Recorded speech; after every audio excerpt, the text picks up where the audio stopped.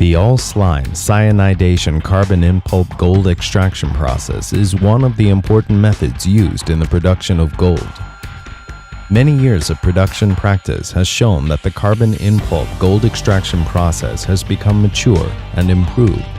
This process is transferred overseas, along with export of our mining machinery to serve the global market. The following section provides a brief description of the all-slime cyanidation carbon-in-pulp gold extraction process. The ore is transported to a crude ore bunker and fed into a crusher by a feeder. The coarsely crushed ore is conveyed to a vibrating screen by a belt conveyor.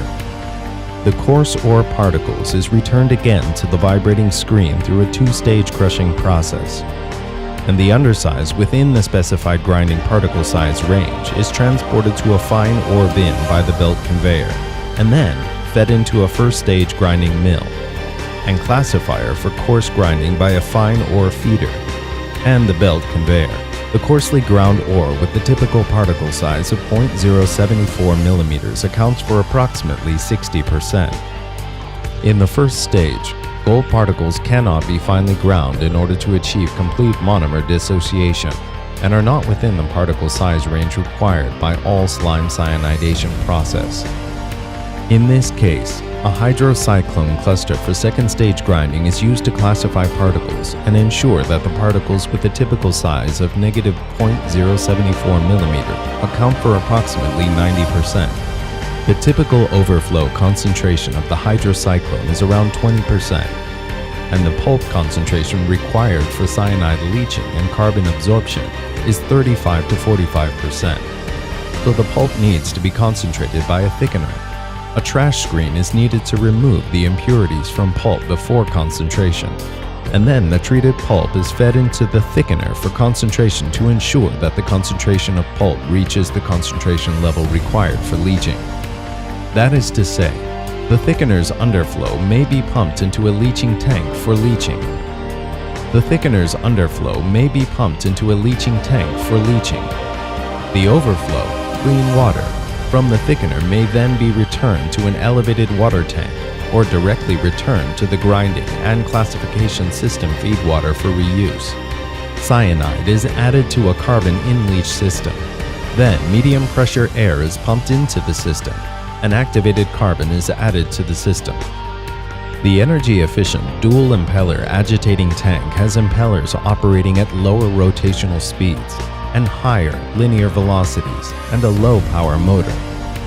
So it is more energy efficient and can prevent the loss of gold resulting from the loss of gold-loaded carbon by avoiding the crushing of gold-loaded carbon due to the high-speed rotation of impellers. The pre-leaching process, as well as simultaneous multi-stage leaching and absorption process, ensure that the gold-loaded carbon with a grade of 3,000 to 4,000 grams per ton is lifted out by a carbon lifting pump. The gold-loaded carbon lifted out by the carbon in-leach system is screened and washed thoroughly and then conveyed to the desorption electrolysis shop for desorption and electrolysis. The gold in gold-loaded carbon is dissolved in liquid through desorption. In the electrolysis process, the principles of anodic and cathodic electrolysis are applied to allow gold or silver to deposit at the anode of an electrolyzer to obtain gold slime. Normal temperature pressure desorption electrolysis systems and high temperature pressure desorption electrolysis systems are the most common desorption electrolysis systems in China.